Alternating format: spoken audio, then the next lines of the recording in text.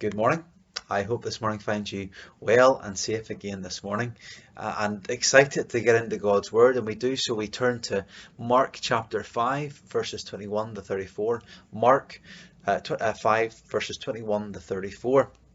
These are stories of faith, but ultimately of Jesus' power. So let's read them together. I'll pause for a moment now to allow you to read those for yourself. And in reading these verses, allow me to draw your attention to verses 35 and 36, where we will have read, "While he was still speaking, there came from the ruler's house someone who said, 'Your daughter is dead. Why trouble the teacher any further?' But overhearing what they had said, Jesus said to the ruler of the synagogue, 'Do not fear, only believe.'" I want to begin this morning by considering the story of a man called Charles Templeton. He was a close friend and preaching associate of Billy Graham in the 1940s, preaching the gospel to large crowds in major arenas all across the world. However, along the way, intellectual doubts began to nag at him, and eventually he abandoned his faith and resigned from the ministry.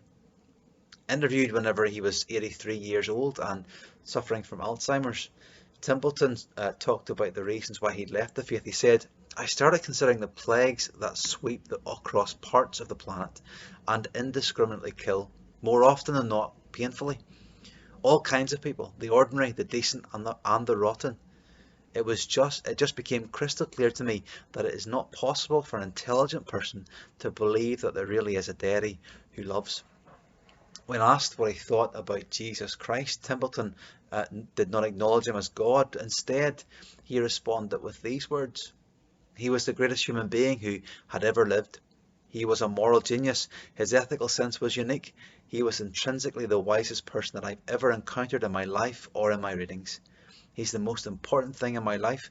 I know it may sound strange, but I have to say I adore him. Everything good I know, everything decent I know, everything pure I know, I learned from Jesus. He is the most important human being who has ever existed. And if I may put it this way, I miss him." Templeton's eyes filled with tears. He wept freely and he couldn't speak any further. In this man, we see someone who had belief. He had faith in Jesus Christ. But then the circumstances of life began to choke his faith, a bit like the seed in the story of the parable that Jesus told in chapter 4. For Templeton, faith gave way to his interpretation of personal circumstances and global situations. While he still admired Jesus as a great human being, he did not trust that he was Lord over all. Faith was no longer his basis for facing circumstances, and he no longer saw Jesus as he really was. In today's passage, however, we see two people who made the opposite spiritual journey. In both Jairus and the hemorrhaging woman, we see that faith grows and matures. In these stories, we see two people who begin with a childlike faith. They come in childlike dependence to Jesus, and they see him as he truly is, the Son of God and the Lord of all. Perhaps today we need to both gaze at these examples of faith, but more importantly, we need to gaze at the one who they had faith in, the compassionate, all-powerful God-man come to bring man to God. Our passage today continues Mark's presentation of the greatness of Jesus, the Son of God, which began in verse 41 of chapter 4. Mark has shown us that Jesus is Lord over the created order and the powers of nature. He is Lord over the spiritual realms and the demons. And you've heard me say this a few times, but do not miss the significance of this. Jesus is not just a nice man who does special things. He's not simply a teller of great tales and an all-wise teacher. He is Lord of everything.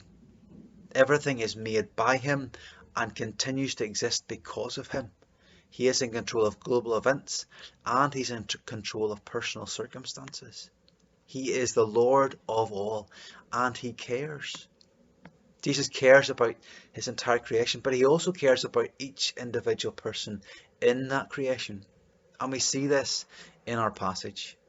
We see Jesus on his way to the home of Jairus, a Galilean synagogue ruler. Along the way, he encounters a woman hemorrhaging. Mark explains that This woman believed that she just had to make contact with Jesus' cloak and she would be healed. So it's likely that her pursuit of Jesus was an imperfect faith that was mixed with superstition.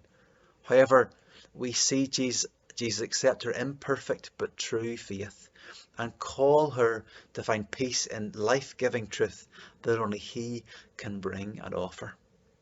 Likewise with us, Jesus does not wait for us to be free of theological errors, does not wait for our faith to be perfect. He gives us faith and He saves us. It's a work of His sovereign grace. However, He also calls us, like He did the woman, to let go of our false beliefs and to grow up in our faith, to pursue true understanding of Him and His ways. Following Jesus is a journey of deepening trust based upon who He reveals Himself to be in His Word. During the encounter with this daughter, we learn of what has happened to Jairus' daughter. Jairus' daughter has died as Jesus was on His way. Now Jairus is faced with the biggest decision of his life. He has trusted Jesus with his sick daughter, but could he now trust Jesus with his dead daughter? We remember that Jairus came to Jesus first of all in faith. He placed his trust in Jesus that he could heal his daughter. So at this new moment, there is a decision to be made. At this new moment of decision, Jesus calls on Jairus to do something. In verse 36, Jesus literally says, "Do not fear, but keep on believing." Jesus' call to Jairus at this point was a call to persevere, to keep on believing in God and His goodness, even though things looked impossible from human eyes. And the story ends with the little girl standing up and walking around and feeling hungry. Why? Because Jesus is the Lord of all, even the Lord of death. The Jesus who tells this little girl to get up and walk will one day get up and walk out of the tomb as He declares victory over sin and death. They've been decisively defeated because He is Lord of all. Jairus' situation seemed hopeless, but Jesus calls him to true faith. True faith rests